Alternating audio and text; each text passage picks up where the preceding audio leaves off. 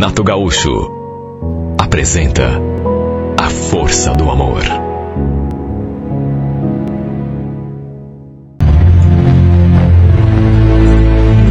Olha, eu tinha certeza de que tinha alguma coisa acontecendo com a Flávia e ela não queria me falar. Fui obrigado a colocá-la contra a parede. Praticamente eu obriguei a me dizer o que era. E foi então que ela falou que meu irmão tinha lhe feito uma proposta. Queria que a gente fosse morar ali na casa dele. Bom, disso eu já sabia. Mas o problema é que tinha mais. Não é só isso, Hudson. Ele me propôs casamento. Ele tá querendo que eu case com ele. Como é que é? Mas que palhaçada é essa? Olha, eu devo ter perdido a coxa. Só podia ser uma brincadeira. Eu levantei da cama, na mesma hora, como se fosse de mola. Olhei para a cara dela, ainda atônito. Você quer saber uma coisa? Eu vou tirar essa história limpo com ele. E é já. Calma. Para aí, não vá fazer besteira. Deixa eu te explicar. Explicar o quê, Flávia? Você não tem que me explicar nada. É o Marcos que tem que me explicar. Eu abri a porta daquele quarto e saí pisando duro na direção do quarto do meu irmão. Estava tão nervoso, eu estava tão fora de mim, que dependendo do que ele me dissesse, olha, eu seria capaz até de... A Flávia foi atrás, pedindo que eu escutasse, que não fizesse besteira nenhuma. Entrei no quarto do meu irmão, ele estava na cama assistindo televisão, e eu já fui intimando. Que palhaçada é essa que a Flávia me contou, hein, Marcos? Que história é essa de pedir minha mulher em casamento, rapaz? Você ficou louco? A expressão dele mudou. Ele olhou assim na direção da Flávia, que também já estava dentro do quarto, e perguntou se ela não tinha me explicado. Eu me atravessei. Quando falou aquilo, eu me atravessei, porque... Explicar o que, seu safado? Se você não tivesse deitado nessa cama, olha, eu seria capaz de te dar uma surra. Calma, Hudson, calma, não é assim. Você não entendeu. Senta aí. Eu vou te explicar tudo. Eu pedi ela em casamento, é verdade, mas não é uma coisa assim pra valer, sabe? É só de faz de conta. Faz de conta? Mas que faz de conta, rapaz? Que conversa é essa? Eu quase não acreditei quando ele falou aquilo, que não era um casamento para valer. Como eu e a Flávia não tínhamos casado no cartório, apenas fomos morar juntos, aos olhos da lei, ela não tinha nenhum compromisso comigo. E qual era a ideia do meu irmão? Casar com ela no papel para que ela pudesse receber uma pensão depois que ele morresse. Seria um casamento só de aparência, vamos dizer assim. Apenas para ela ter o direito de receber a pensão depois que meu irmão se fosse desse mundo. Pelo menos foi isso que ele explicou. Na verdade, não seria um casamento propriamente dito, mas sim um registro de união estável, única e exclusivamente para que a Flávia pudesse dar entrada no pedido de pensão, caso ele viesse a falecer. Ou seja, ele estava pensando em nós. Queria que a gente ficasse com uma certa tranquilidade financeira depois que ele partisse. E repito, naqueles últimos dias, desde que recebeu alta do hospital, que ele andava com pensamentos muito ruins. Sabe aquela ideia fixa de que ia morrer? Ele falou que tinha trabalhado a vida toda, que tinha direito àquela aposentadoria e queria muito que a gente aproveitasse esse benefício depois que ele se fosse. Queria deixar tudo para nós, para os nossos filhos, já que infelizmente não havia tido a oportunidade de construir uma família. Olha, apesar de todas aquelas explicações, demorou para eu me acalmar. Eles tiveram de repetir tudo várias vezes. Eu estava tão possesso, só de pensar que meu irmão andava, sabe, tomando liberdade para cima da Flávia, fazendo propostas indecentes a ela, querendo roubá-la de mim. Sim, porque na minha cabeça, se ele tinha pedido a Flávia em casamento, para que seria? Até perguntei se era por causa disso, que ela andava esquisita, já fazia alguns dias, mas ela não disse nem que sim, nem que não. Mas só podia, né? Para encurtar a conversa, depois de muita ponderação, ela acabou me convencendo a aceitar aquilo que o Marcos estava propondo. Falou que seria bom pra gente, que nada iria mudar nosso relacionamento, que, como já tinha sido dito, seria apenas um casamento de aparência, de faz de conta, só para que depois a gente pudesse usufruir daquele benefício legal. Só que mesmo sabendo que não era para valer, olha, foi muito esquisito ver a minha mulher assinando um papel de compromisso com outro homem. Até que depois de algum tempo, acabamos até nos mudando ali para a casa do Marcos. Minha sogra não queria. Tinha se acostumado com a gente lá no apartamento, mas enfim. Sabe, eu só não gostei de uma coisa. A Flávia contou para ela sobre aquela proposta do meu irmão. Eu queria que essa coisa aí de, sabe, essa história tivesse ficado só entre nós três. Eu, a Flávia e o meu irmão. Até por uma questão de honra para mim. Mas ela acabou não se contendo e se abrindo lá com a mãe dela, inclusive. A velha veio conversar comigo, que sabia o que eu achava daquela lenga-lenga toda. Se tinha concordado numa boa, e eu fiquei até meio sem saber o que dizer. Enfim, a gente se mudou e continuamos seguindo com a nossa vida. Minha mulher continuou sendo enfermeira do Marcos e eu continuei trabalhando como porteiro naquele conjunto. Nada mudou, a não ser aquilo que já falei. Ela tinha assinado um documento de união estável com o meu irmão, como se fosse companheira dele. Só que, repito, tudo assim não faz de conta. E nós nos mudamos lá para a casa dele também. Eu sei que talvez muita gente não entenda. Na verdade, nem eu mesmo me entendi. De uma certa forma. Porque, às vezes, eu ficava me perguntando como pude ter coragem de permitir que minha mulher tivesse assinando aquele papel. Muitas vezes eu fiquei pensando comigo mesmo, meu Deus, mas como que eu tive coragem de fazer isso? De deixar que a minha mulher, tudo bem, faz de conta, mas sabe, difícil a gente, para começar, eu confiava nela, tudo bem. E de mais a mais, o meu irmão, além da idade, estava num estado de debilidade tão grande. Ele só saía do quarto para ir ao banheiro, tomar um pouco de sol. O resto do tempo permanecia deitado assistindo televisão. Eu tinha pena dele, porque sempre tinha sido um homem forte, tão ativo. Quando ele começava a falar sobre as pescarias que ele tanto amava e que tinha sido obrigado a deixar de lado, olha, dava até um dó assim, bem aqui no fundo. Eu tinha até um sentimento de gratidão por ele estar fazendo aquilo pela gente.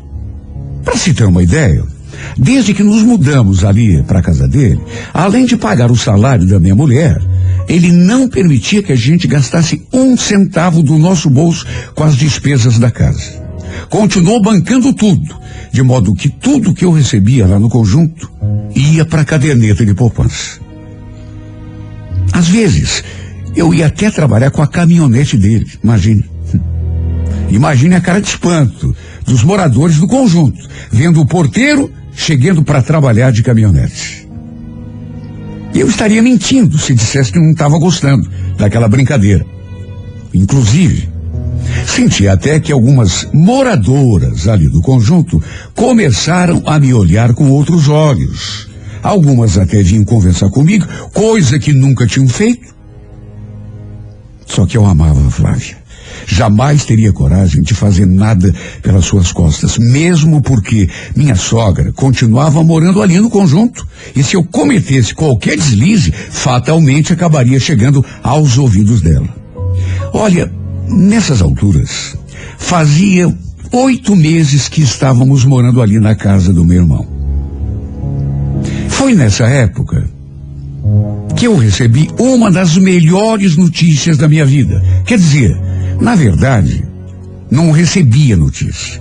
Acabei encontrando um papel no meio das coisas da Flávia. E foi através daquele papel que eu acabei sabendo. Repito, 8 meses estávamos ali. Achei aquele papel por acaso. Estava procurando um documento, até que quando vi, estava com aquele papel na mão. Era um teste de gravidez e o resultado era positivo. O detalhe é que ela tinha feito aquele exame já fazia alguns dias, mas não tinha me contado que estava grávida. Olha, foi um misto de felicidade e de estranheza. Porque vamos convir. Ela, melhor do que ninguém, sabia o quanto eu queria que ela me desse um filho. Lembro que ela estava preparando o jantar e com aquele papel na mão, eu fui até a cozinha. Olha, eu mal conseguia disfarçar a minha felicidade.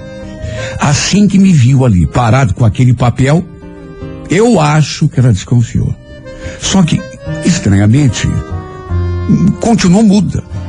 Eu até perguntei: Flávia, por que você não me contou? Desde quando você sabe que está grávida? O mais esquisito é que ela, que seria a mãe, parece que não estava feliz. Baixou o olhar assim. Eu insisti: nossa, amor, parece que você não está contente por saber que... Não é isso, Hudson. É que foi tão inesperado. Tá, mas tudo bem. Quer saber de uma coisa? Saiba que eu estou muito, mas muito feliz. Você sabe que ser pai era tudo o que eu queria. Imagine, amor, a gente vai ter um filho. Vamos contar pro Marcos? Sem conseguir conter a minha alegria, eu abracei, mas tão forte, lhe dei um abraço tão apertado que quase cortei a respiração dela, tadinha. E nessa hora eu percebi que ela começou a chorar. Pra que chorar, amor? A gente vai ser pai, você vai ser mamãe, mas é uma coisa que me deixa tão feliz e você tá chorando. São lágrimas de felicidade, não são? Ela não falou nada. Continuou soluçando, o rosto assim encostado no meu peito. Depois, sem conter a minha emoção, eu fui lá e contei pro meu irmão. Ele ficou surpreso. Depois liguei para minha sogra, porque nem para ela a Flávia tinha contado ainda que estava esperando um filho. Disse que queria fazer aquilo pessoalmente, conversando com os olhos nos olhos dela. Aliás, ela ficou até brava comigo, porque eu acabei estragando a surpresa. Enfim, apesar de tudo, me senti o homem mais feliz do mundo. Só que sempre que eu conversava com a Flávia sobre o bebê, não sei, aquela minha impressão, ela continuava. Ela não parecia feliz. O que era uma coisa assim muito estranha. Não é isso que toda mulher quer, ou pelo menos uma grande parte das mulheres? Ela agia de um modo tão esquisito. Feliz, ela devia estar. Disso eu não tinha dúvida. Só que ao mesmo tempo, parecia preocupada. Alguma coisa estava incomodando e eu não sabia o que era. Eu percebi aquela pontinha de tristeza no seu olhar, sempre que a gente conversava sobre o bebê. Às vezes até chorar, ela chorava. Era como se, não sei, ela estivesse me escondendo alguma coisa. E olha, se um dia eu não tivesse me deparado com aquela situação, quem sabe jamais teria descoberto o que realmente estava acontecendo. Naquela quarta-feira, lembro que eu fui trabalhar, mas esqueci completamente, sabe, coisa boba, coisa louca, que era meu dia de folga.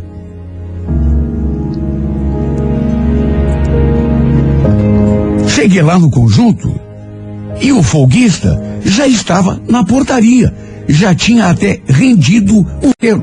Resultado, voltei para casa na mesma hora. Aproveitei para dar uma passadinha no mercado e comprei umas coisas que estava precisando.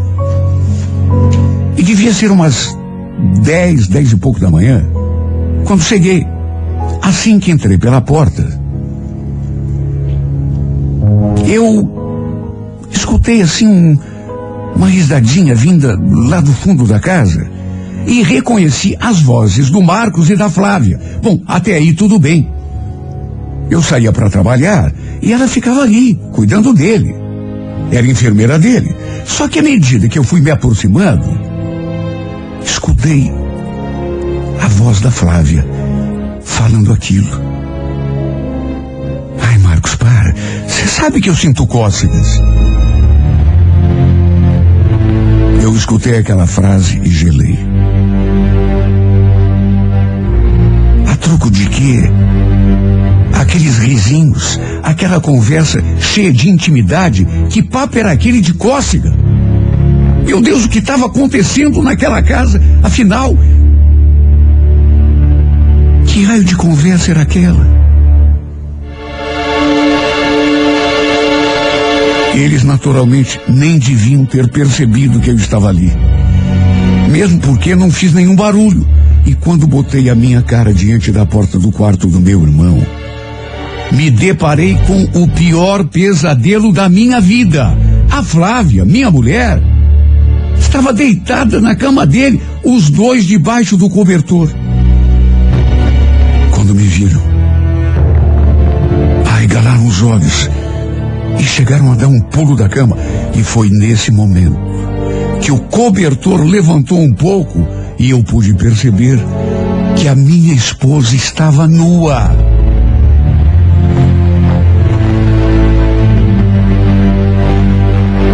Aliás,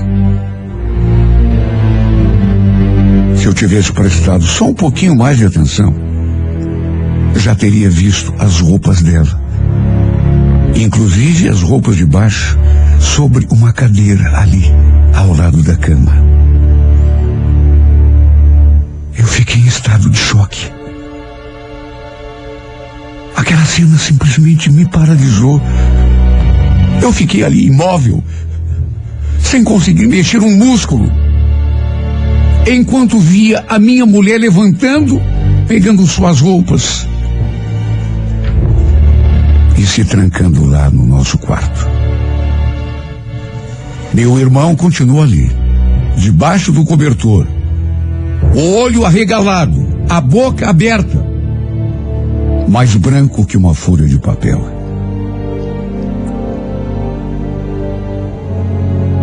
O esquisito foi que eu sempre imaginei que se um dia me deparasse com uma situação daquelas, a minha reação seria partir com tudo para cima dos dois. Fosse o homem quem fosse, nem precisava ser o meu irmão.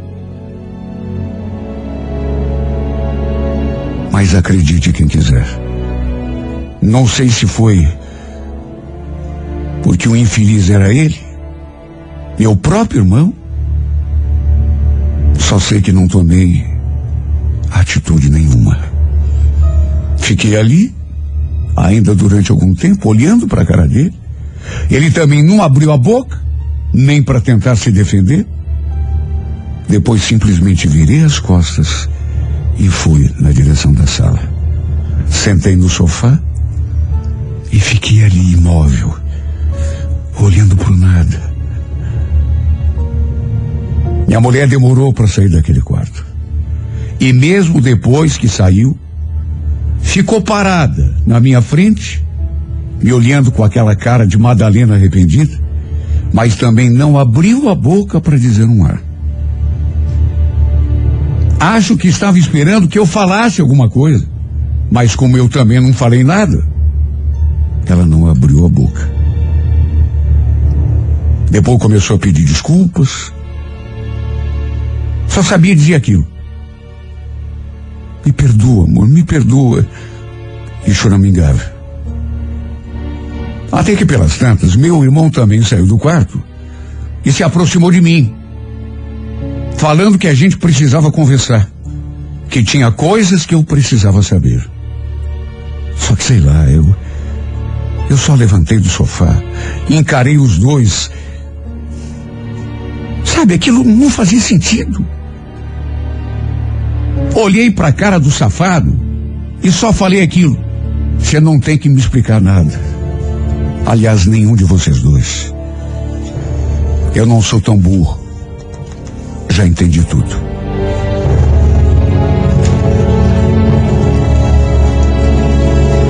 Disse aquilo e saí pela mesma porta pela qual tinha entrado alguns minutos atrás. Menos de meia hora. Saí andando sem rumo, chorando, me consumindo. Agora dava para entender por que a Flávia não estava tão feliz com aquela gravidez. Pelo jeito, o filho não devia ser meu, o filho devia ser do meu irmão. Só podia.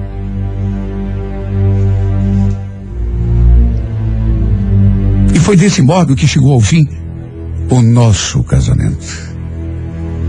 Só voltei àquela casa para buscar as minhas coisas e rumei para a kitnet que dividia com o meu primo antes que tudo aquilo acontecesse. Aliás, como ela já estava casada no papel com o Marcos, continuou vivendo lá com ele.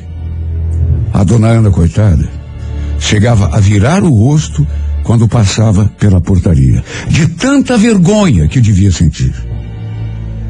Ela sabia o que a filha tinha aprontado comigo. Depois até ela se mudou lá para casa do safado. Depois disso, a minha vida, se é que dá para chamar de vida depois de tudo que aconteceu, simplesmente virou uma coisa que eu não sei nem como... Sabe, que vida que eu podia ter depois de tudo que aconteceu? Minha vida ruiu, acabou, desmoronou, perdeu o sentido. Eu nunca soube com certeza se o filho que ela estava esperando era mesmo meu ou do Marcos. Mas, de todo modo, ele acabou registrando no nome dele depois que a criança nasceu. Desde o começo, ele já estava de olho na minha mulher, meu próprio irmão. E aquela conversa de que queria casar com ela porque sentia que ia morrer logo e queria que ela continuasse recebendo a pensão, era tudo balela, tudo mentira, tudo enganação. E o bobo aqui caiu. Ele queria era roubá-la de mim. Queria tudo o que me pertencia. Queria tudo o que era meu. Já tinha isso na cabeça desde quando ela foi trabalhar lá de enfermeira para ele. Meu próprio irmão. Quem diria? Nossos pais devem estar se revirando no caixão até hoje. Ele nunca teve uma família.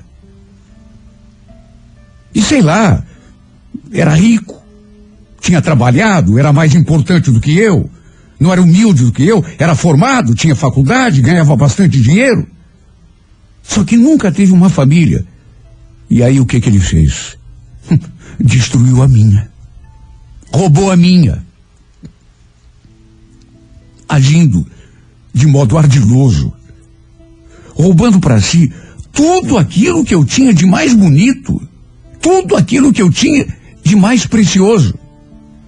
Parabéns, meu irmão. Você conseguiu, porque hoje você tem tudo. Mas se tem tudo, é porque roubou a família que era minha. Você roubou a minha mulher. E quem sabe, tenha roubado inclusive até